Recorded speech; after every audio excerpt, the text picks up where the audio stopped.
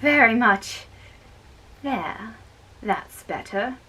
You're better now, are you not? That's all right. You're better. No excitement. And what a funny house, isn't it? With landscapes like that in it. Yes, it's like the Mussine Greven. But I say, Eric, there are no torches in there. What a fright you gave me. Why, as there is no one there. Did you design that room? It's very handsome. You're a great artist, Eric. Yes, a great artist in my own line. But tell me, Eric, why did you call that room your torture chamber? Oh, it is very simple. First of all, what do you see? I saw a forest. And what is in a forest? Trees. And what is in a tree? Birds? Did you see any birds? No, I did not see any birds. Well, what did you see? Think. You saw the branches. And what are the branches? Asked the terrible voice. There's a giblet? That is why you call my wood the torture chamber? You see, it's all a joke. I never express myself like other people. I am very tired of it.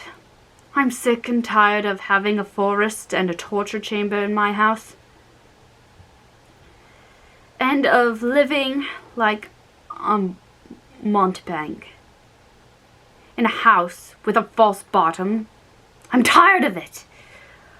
I want to have a nice quiet flat with ordinary doors and windows and a wife inside it like anybody else. A wife whom I could love and take out on Sundays and keep amused on weekdays. Here, shall I show you some card tricks? That will help us to pass a few minutes while waiting for 11 o'clock tomorrow evening. My dear little Christine, are you listening to me? Tell me you love me. No, you don't love me. But no matter, you will. Once you could not look at my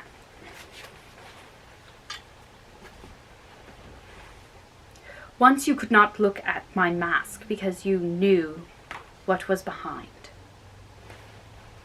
And now you don't mind looking at it and forget what is behind.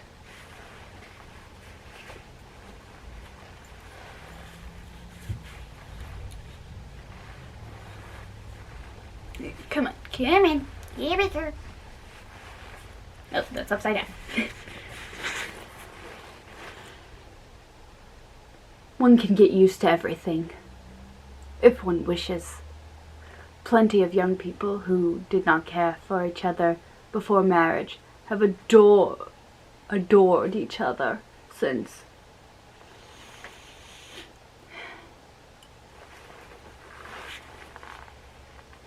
Oh, I don't know what I'm talking about. But you would have lots of fun with me. For instance, I am the greatest ventriloquist that ever lived. I am the first ventriloquist in the world. You're laughing. Perhaps you don't believe me. Listen. The wretch who really was the first ventriloquist in the world was only trying to divert the child's attention from the torture chamber. But it was a stupid scheme, for Christine thought of nothing but us. She repeatedly besought him in the gentlest notes which she could assume. put out the light in the little window? Eric, do put out the light in the little window. For she saw that this light, which appeared so suddenly, and of which the monster had spoken in so threatening a voice, must mean something terrible. One thing must have pacified her for a moment, and that was seeing the two of us behind the wall and amidst the resplendent light, alive and well. But she would certainly have felt much easier if the light had been put out. Meantime, the other had already begun to play ventriloquist. He said, Here,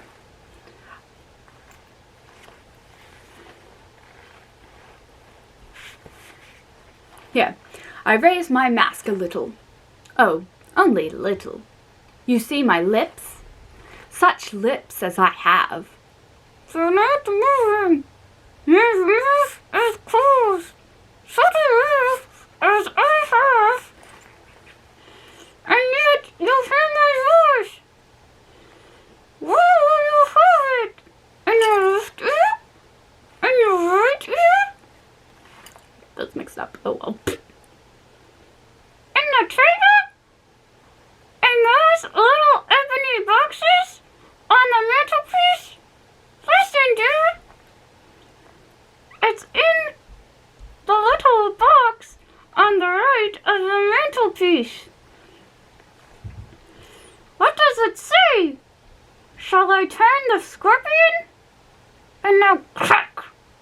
What does it say in the little box on the left? Shall I turn the grasshopper? And now crack! Here it is in the little other bag. What does it say? I am the little bag of life and death. And now it is in Carlotta's throat. In Carlotta's golden throat. In Carlotta's crystal throat as I live.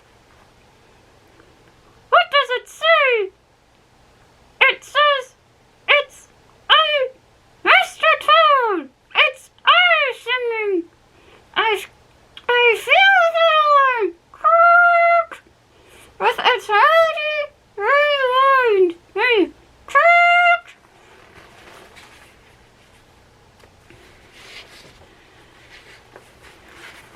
And now crack. It is on a chair on the glass box. And it says, Madame Carlotta is singing tonight to bring the chandelier down. And now crack! Aha! Where is Eric's voice now? Listen, Christine, darling. Listen. It is behind the door of the torture chamber. Listen. It's myself in the torture chamber. What do I say? I say woo to them. That they have a nose, a real nose, and come to look around the torture chamber. The village. Oh, the village ventriloquist's terrible voice. It was everywhere, everywhere. It passed through the little visible window. Through the walls, it ran around us, between us. Eric was there speaking to us. We made a movement as though to fling ourselves upon him, but already swifter upon fleeting than the voice of an echo. Eric's voice had leapt back behind the wall. Soon we heard nothing more at all, for this was what happened. Eric? Eric! Said Christine's voice. You tire me with your voice. Don't go on, Eric. Isn't it very hot in here? Oh, yes, replied Eric's voice. The heat is unendurable. But what does this mean? The wall is really getting quite hot. The wall is burning! I'll tell you, Christine dear. It is because of the forest next door. Well, what has that to do with it? The forest? Why, didn't you see that it was an African forest? The monster laughed so loudly and hideously that we could no longer distinguish Christine's supplicating cries. The Viscount de Chandy shouted and banged against the walls like a madman. I could not restrain him, but we heard nothing except the monster's laugh. Excuse me. And the monster himself, can have heard nothing else. And then there was the sound of a body falling to the floor and being dragged along, and a door slammed, and then nothing more around us save the scorching silence of the south in the heart of a tropical forest.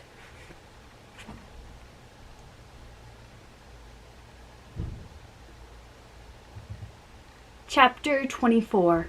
Barrels? Barrels? Any barrels to sell? The Persian's narrative continued. I have said that the room in which Monsieur le Vicomte de Chandy and I were imprisoned was a regular hexagon, lined entirely with mirrors. Plenty of these rooms have been since. Mainly at exhibitions. They are called Palaces of Illusion, or some such name. But the invention belongs entirely to Eric, who built the first room of his kind under my eyes.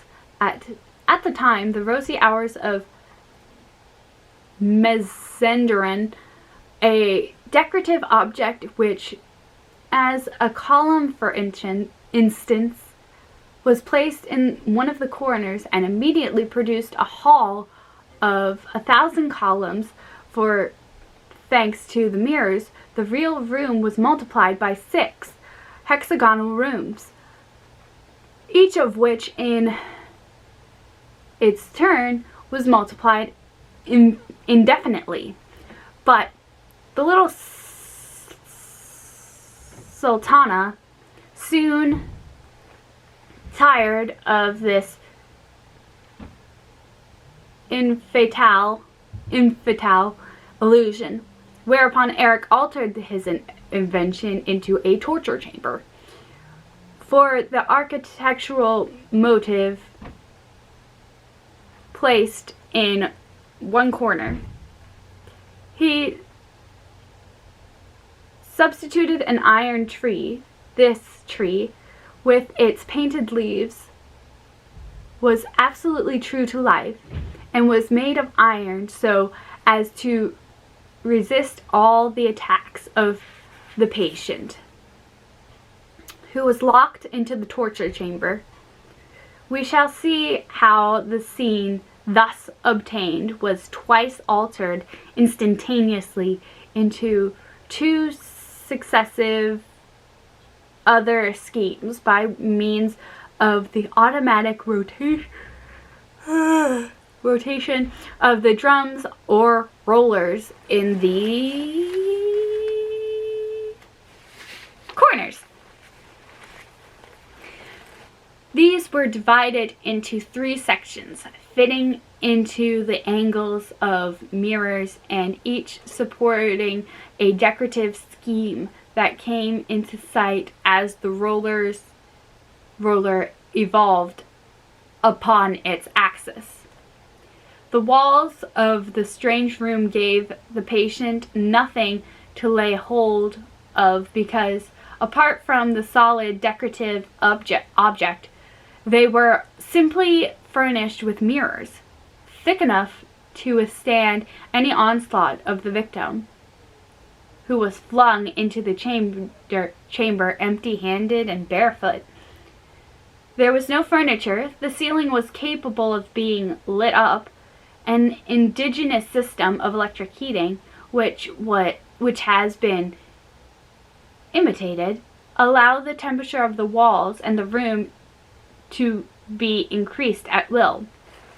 I am giving all of these details of a perfectly natural invention, producing with a few painted branches the supernatural illusion of an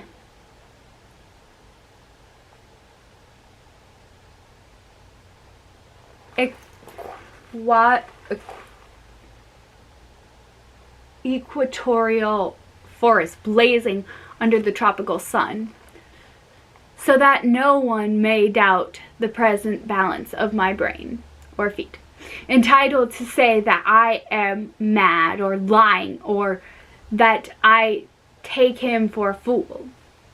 It is very natural that at the time when the Persian was writing, he should take so many precautions against any spirit of incredibility on the part of those who were likely to read this narrative. Nowadays, when we have all seen this sort of room, his precautions would be superficious. I now return to the facts where I left them. When the ceiling lit up and the forest became visible,